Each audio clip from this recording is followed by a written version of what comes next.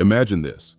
It's the 1850s, and a black woman is walking across America, not as a traveler, not as a pioneer chasing opportunity, but as property. Step after step, mile after mile, over 1,700 miles to be exact by foot, she moves west behind a wagon train. There are no wages waiting at the end of this journey. No promise of freedom. Just the quiet, brutal expectation that she will survive long enough to keep working.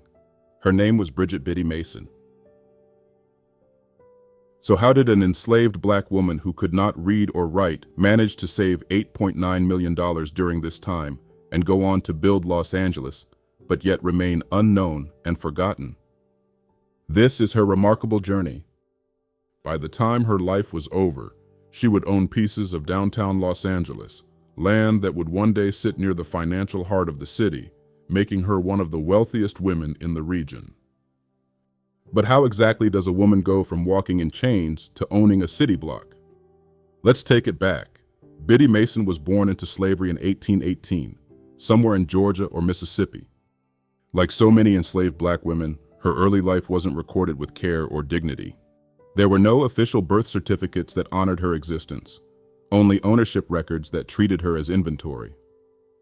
She grew up doing whatever was demanded of her, cooking, cleaning, handling livestock, and eventually, something that would quietly change her future. She learned healing, midwifery. In a time when medical care was limited and often inaccessible, especially on the frontier, women like Biddy became essential. They delivered babies and treated illness.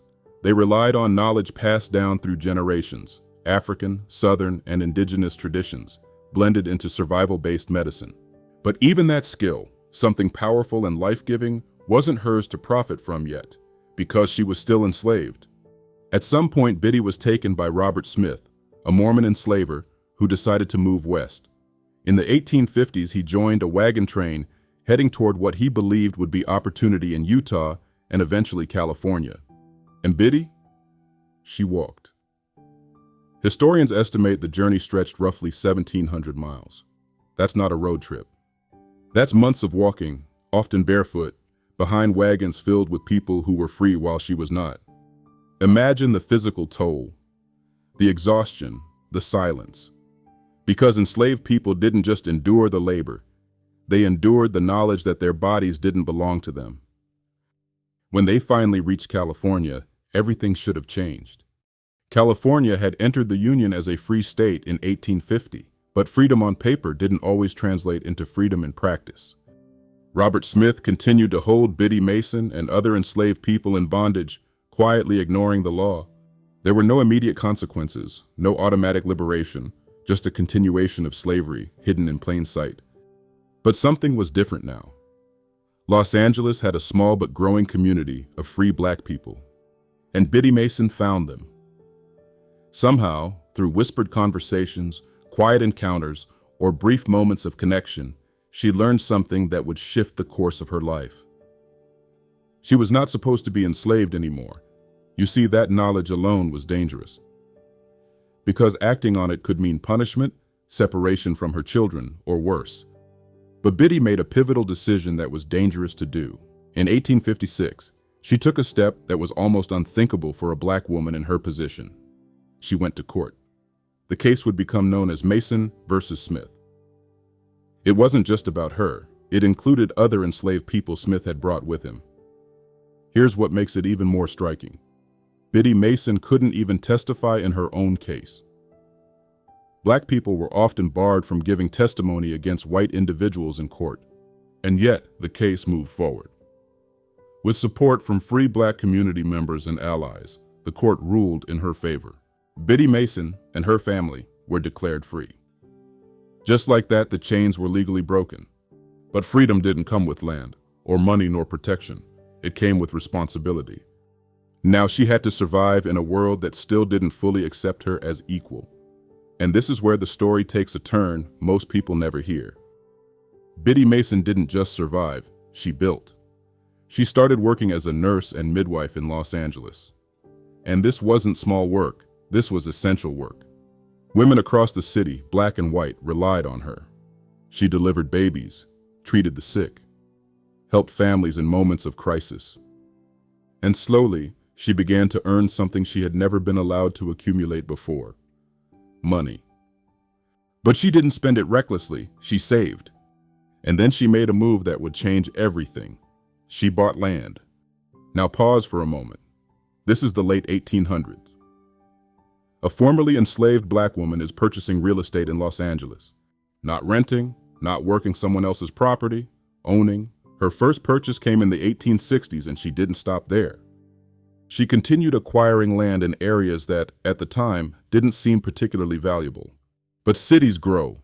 What looks like outskirts today becomes prime location tomorrow. And that's exactly what happened.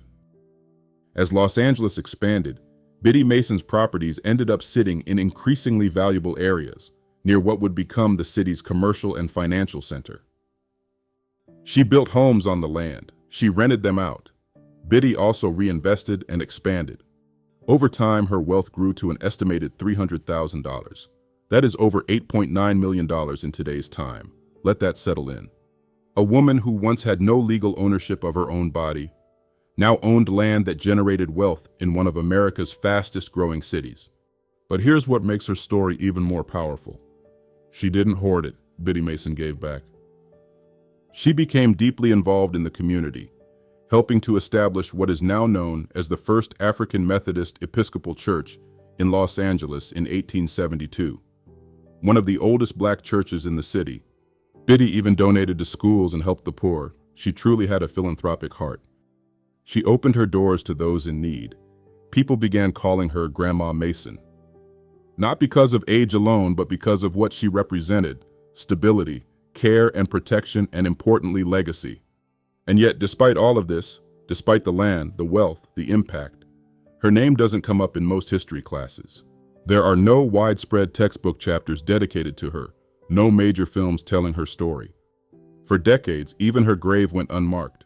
The city she helped build moved forward without fully acknowledging her. And that raises a question that keeps coming up again and again in stories like this. How many black people built pieces of America only to be quietly removed from the narrative? Biddy Mason's story challenges a common assumption: that black wealth is something new, and that black success only began in the 20th century, and the lie that prosperity wasn't possible after slavery. But here stands a woman, born enslaved, who not only gained freedom, but turned it into generational impact. Through strategy and discipline and vision. She understood something that still holds true today, that land is power, and ownership is leverage, and community is legacy. Today, there's a memorial to Biddy Mason in downtown Los Angeles, near Spring Street. A quiet acknowledgement placed in the middle of a city that continues to grow over the foundations people like her laid. But for many, that recognition came too late, because by the time history started saying her name again, she had already been gone for generations. And the question still lingers. If someone can help build a city and still be forgotten, what else has been erased? What other names are missing? Because Biddy Mason wasn't just a former enslaved woman. She was a smart businesswoman, a property owner who also healed people and built institutions that created jobs and stability for other people. Biddy was a force in a city that didn't expect her to rise. She was proof that even in the harshest conditions, with everything stacked against her, a black woman who was a former slave had found a way to turn survival into power and power into legacy. Scope News tells the truth. Here are the facts. Biddy Mason was born into slavery in 1818 and gained her freedom through the 1856 court case Mason versus Smith in Los Angeles. She worked as a nurse and midwife, and later became a successful real estate investor, accumulating an estate estimated at $300,000 at the time of her death in 1891. She was also a philanthropist and one of the founders of the First African Methodist Episcopal Church in Los Angeles.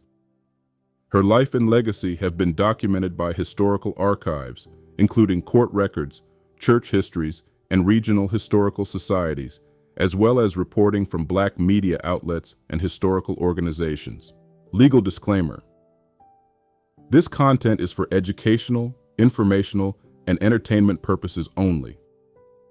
While every effort has been made to present accurate and well-researched historical information, some interpretations are based on available historical records, which may be incomplete due to systemic documentation gaps, particularly regarding Black individuals during the 19th century. Viewer discretion is advised, as this content discusses themes of slavery, racial injustice, and systemic inequality that may be sensitive to some audiences.